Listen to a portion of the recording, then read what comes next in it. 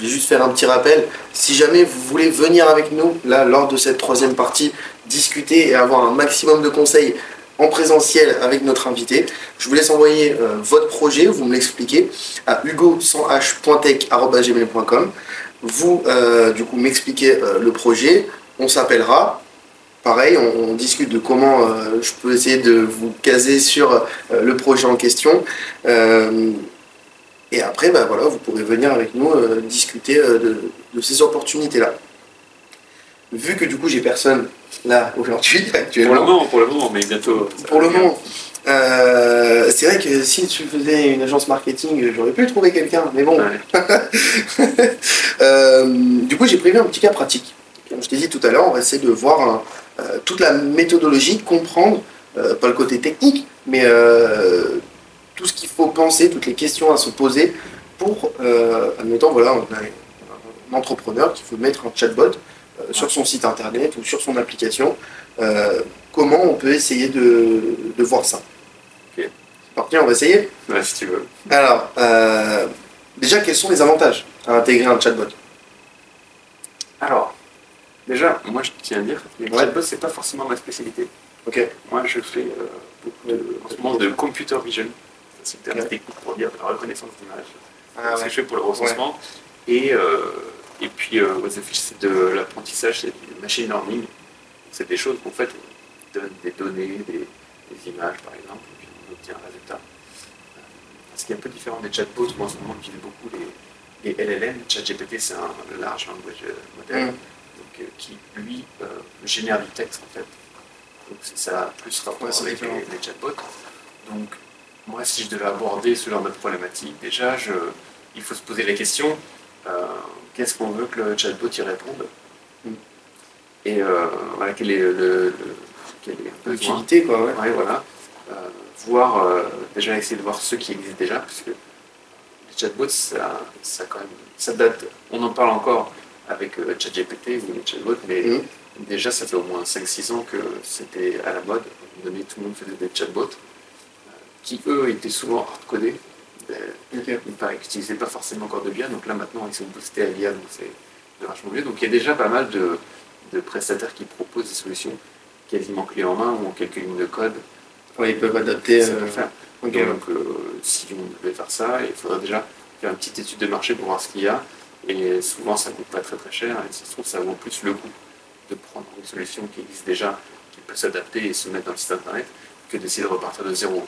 Parce que quand on fait appel des spécialistes, ça peut coûter vite très cher. Vous prenez un data scientist pour un mois, ça vous coûte entre 10 et 15 000 euros. Donc, ouais, ton budget pour What the Fish en 2 ans. Voilà, c'est ça. Donc voilà. Après, si on veut vraiment le faire, est-ce que le ChatGPT peut être suffisant, ou le chatbot suffisant, ou est-ce que vous avez de la donnée personnelle que vous voulez rajouter? Ça, c'est un point à se poser la question, parce que ChatGPT, vous pouvez lui demander des choses qu'il a apprises. En fait, ChatGPT, comment ça marche? On lui a donné toutes les données d'Internet, Wikipédia, tout ce que vous voulez, à un instant T, il a ingéré ça, et puis il est capable de ressortir. Mais si on a une entreprise avec des données confidentielles, ChatGPT, il n'y a pas eu accès. Ouais. Donc si, ça peut être les notices dans l'électroménager, peut-être qu'elles ne sont pas sur Internet. Et donc si votre client il demande comment je fais pour allumer une micro-ondes, et que la notice n'est pas sur Internet, je sais qu'il y a des notices sur Internet, mais c'est un exemple concret. ChatGPT, il ne pourra pas répondre. Il va te donner une réponse, parce que ChatGPT, son job, c'est de répondre. Est-ce que c'est pertinent ou pas, ça, c'est pas trop son problème. Mais il va répondre, par contre, il n'aura pas la donnée.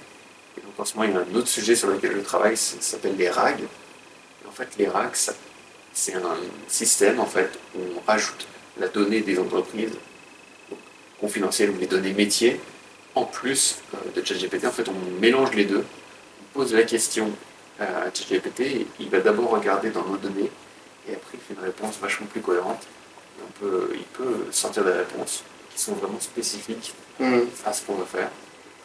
Donc si je devais faire un ChatGPT pour mon métier en particulier, un chatbot, je ferais ça. Actuellement, les RAG, c'est vachement en vogue. Sur le salon de Viatech, là, tout le monde parlait de RAG. C'est pas totalement de l'IA, mais c'est un peu entre les deux. Et je vais prendre, avec ma vision de non technique, toujours, est-ce que c'est un peu comme les GPTs? en fait, dans ChatGPT, si tu payes l'abonnement à 20 € par mois, ça te permet de faire des mini ChatGPT où tu leur fais un méga prompt, tu leur mets des documents. Donc, je sais pas, moi, par exemple, pour mon alternance, je me suis fait le méga prompt, je lui ai mis pareil, des documents d'entreprise, ce qu'il me fallait pour... Et après, j'ai fait un mini assistant pour moi dans la vie de tous les jours. C'est le même principe.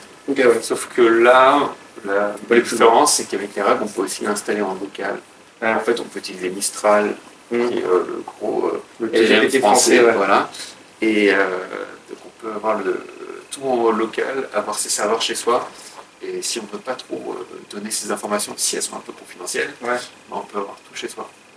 ChatGPT le fait, oui, dans la version 4 € récemment. Au début, il ne le faisait pas. Mais si vous voulez garder la souveraineté de vos données, tout ça, le RAG, c'est pas mal. Enfin, en fait, c'est un RAG, le GPT, comme tu dis, qui est derrière. Okay. Et voilà, c'est à peu près pareil, mais on peut le faire aussi chez les clients. Donc là, je suis en train de travailler pour essayer d'en mettre un quelque part. Et est-ce que d'ailleurs il y a des templates de code pour justement faire ce type de chatbot, ce qui du coup permettrait de prendre moins de temps à un codeur? Des templates pour intégrer un chatbot ou pour faire les prompts? Non, ouais, pour intégrer un chatbot. Souvent, alors moi je t'avoue, je ne saurais pas trop te répondre parce que c'est pas trop ma spécialité les chatbots. Donc j'imagine que ceux qui proposent des chatbots en SaaS, directement en ligne, tu peux rajouter en quelques lignes de code, c'est rajouté et que je ne saurais pas te dire. Ok, bon, c'est vrai que peut-être j'aurais dû prendre un autre exemple. C'est pas grave. Des fois, il faut aussi admettre qu'on ne sait pas. C'est un autre conseil aussi qu'on peut demander, qu'on peut donner à l'entrepreneur. C'est pas très. En fait, il ne faut pas dire oui tout le temps, admettre qu'on ne sait pas. Ce qui est le plus important, c'est admettre, se rendre compte qu'on ne sait pas quelque chose, et après aller regarder, trouver la solution, plutôt que de dire essayer de baragouiner quelque chose. On ne peut pas tout savoir. La texte évolue tellement que entre ce que j'ai appris à l'école et ce que je fais maintenant, ça n'a rien à voir. Il faut tout le temps évoluer, donc on ne peut pas savoir. Et je pense que vis-à-vis de ses clients, de ses collègues, il faut mieux être transparent, avouer je ne sais pas. C'est mieux. Et dire je ne sais pas, mais je vais chercher. Je pense que c'est une meilleure démarche que d'essayer de montrer qu'on sait tout alors qu'on ne sait rien. Ouais. Justement, peut-être que ça peut être intéressant que tu expliques comment, dans un secteur en plus innovant tous les jours, il y a, je sais pas moi, des nouveaux outils, tout plein de choses. Comment on fait pour faire une veille et constamment être quand même au courant des dernières nouveautés? Bonne question. Il y a tout sur Internet, donc il faut trouver des choses. En ce moment, il y a beaucoup de podcasts, des choses comme ça, beaucoup de tutos sur Internet. On peut tout trouver sur Internet, donc effectivement. Avant, c'était les cours à l'école qui nous donnaient beaucoup de choses. Maintenant, on peut tout trouver. Donc, en fait, il faut être curieux, il faut suivre des personnes qui sont dans les domaines qu'on aime bien, sur les réseaux, sur Twitter, sur LinkedIn, par exemple. Sur TikTok, je ne suis pas sûr que ce soit comme ça, mais dans le domaine, il y a des réseaux, il y a des influenceurs, qui font de l'influence, mais techniques qui vont évoluer. Se tenir un peu au courant de ce qui se passe dans le monde. Aller à des salons comme le CES par exemple, si vous pouvez, ça c'est chouette, on voit plein de choses, discuter technologie avec plein de gens et on apprend. Quand il y a des choses qui sont importantes, on finit par exemple d'en parler, quand il y a des choses un peu nulles, ça peut passer à la trappe. Ça peut passer à la trappe, mais il faut toujours pas savoir. Ok. Bon, écoute, merci beaucoup Nicolas. J'espère que ça aura appris beaucoup de choses aux personnes qui nous regardent. Puis on peut te souhaiter un bon avenir pour What the Fish, un bon avenir pour ton projet en parallèle. Pour tous les projets. Et puis pour le tien aussi. Et puis que les prochaines études de cas, ça soit avec des vraies personnes, ça serait chouette. Ouais, c'est vrai. Donc n'hésitez pas à... Hugo sans h.tech @gmail.com. Merci beaucoup.